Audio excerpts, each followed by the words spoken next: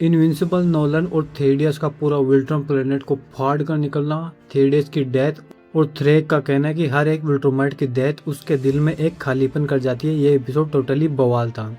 इस एपिसोड के लिए मेरे पास सिर्फ एक ही वर्ड है, जस्ट वाओ। क्या मस्त एक्शन पैक्ड एपिसोड था, देखकर मज़ा आ गया। अब इस एपिसोड के बारे में थोड़ा डिटेल में बात करते हैं, तो वीडियो को एंड तक बने रहना क्योंकि आज की इस वीडियो में बहुत मज़ा आने वाला है। तो एपिसोड की स्टार्टिंग होती है एक फ्लैशबैक सीन से। हमें इस सीरीज़ में पहली बार एम्परर आर्गल की फिजिकल अपीयरेंस दिखाई जाती है और थेडियस, क्रैक और बाकी सबके बीच चल रही इंटरनल कॉन्फ्लिक्ट भी। बाद में थेडियस आर्गल को मार देता है और थ्रेक उनका नया एम्परर बन जाता है। थ्रेक इस बिट्रेयल से बहुत गुस्सा था। थ्रेक अपना पहला ही ऑर्डर देता है वीकनेस को ख़त्म करने का और सब विल्ट्रोमाइट्स एक दूसरे को ख़त्म करने लग जाते हैं और इसी तरह उनकी 50% पॉपुलेशन ख़त्म हो जाती है और जो बचते हैं वो होते हैं फिजिकली और इमोशनली सुपीरियर। अब सीन कट होता है प्रेजेंट में। हम थेडियस को देखते हैं सबको ब्रीफ करते हुए। Mark, Nolan, Allen, Battle Beast, Tech Jacket, तेलिया सब उस जगह पर होते हैं।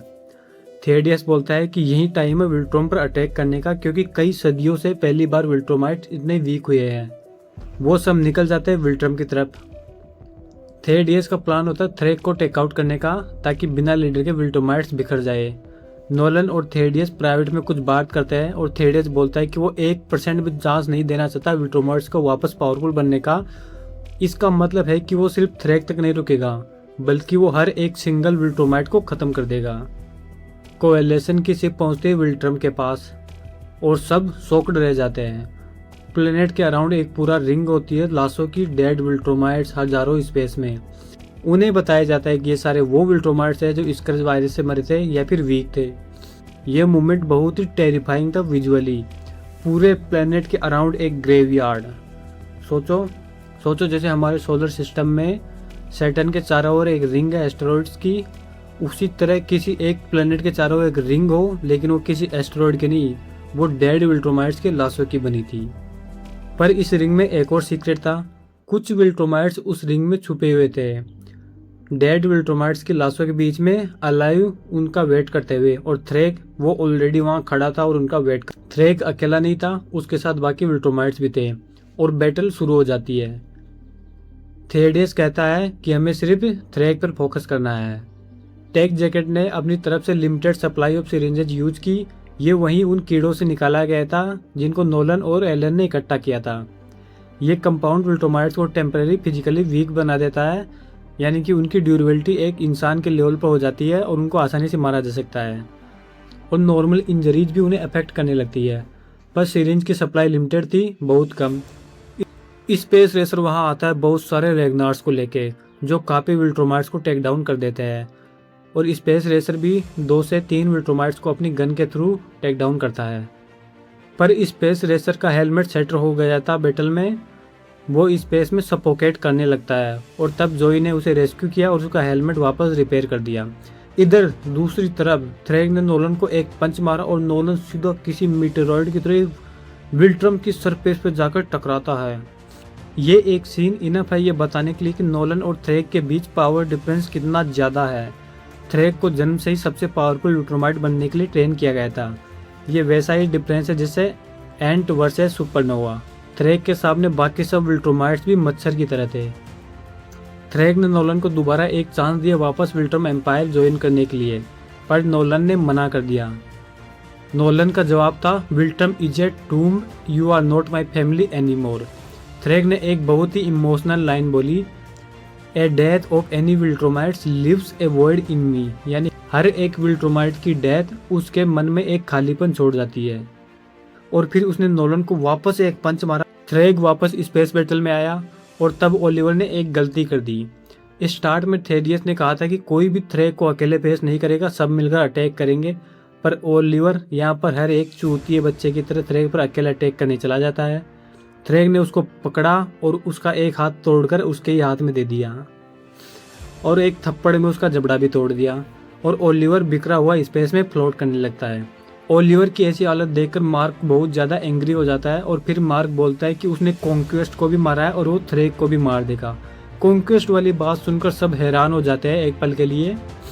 फिर मार्क थ्रेक के फेस पर अपनी पूरी पावर से पंच करता है, पर थ्रेक को एक खरोच भी नहीं आती और थ्रेक बोलता है आई एम नॉट इम्प्रेस्ड। अब आता है इस एपिसोड का सबसे एपिक मोमेंट। बैटल कंटिन्यू हो रहा था, सिचुएशन बैड थी, थ्रेक बहुत पावरफुल था, कोएलिशन स्ट्रगल कर रही थी। तब नोलन ने एक प्लान सोचा। उसने स्पेस रेसर को बोला अपनी वेपन प्लेनेट की तरफ फायर करने को। स्पेस रेसर ने फायर किया, एक इन्फिनिटी ब्लास्ट प्लेनेट के अंदर घुस गया और फिर नोलन, मार्क और थेडियस तीनों उस ब्लास्ट के पीछे स्पेस में प्लेनेट की तरफ फुल स्पीड से फ्राई करने लगते हैं, रॉकेट्स की तरह। उनके पीछे थ्रेक भी जाता है पर वो उनको पकड़ नहीं पाता है। तीनों इन्फिनिटी रे के पीछे पीछे प्लेनेट के अंदर घुस जाते हैं और एक ब्लास्ट के साथ पूरा प्लेनेट विल्ट्रम बिखर जाता है। लावा, रॉक्स, एक्सप्लोजन सब कुछ तबाह हो जाता है और सब लोग शॉक्ड रह जाते हैं। थेडियस रिमेनिंग विल्ट्रोमाइट्स को सरेंडर करने के लिए बोलता है। थ्रेक लिटरली अपने प्लेनेट को टूटा हुआ देखकर रोने लगता है और रेज से भर जाता है।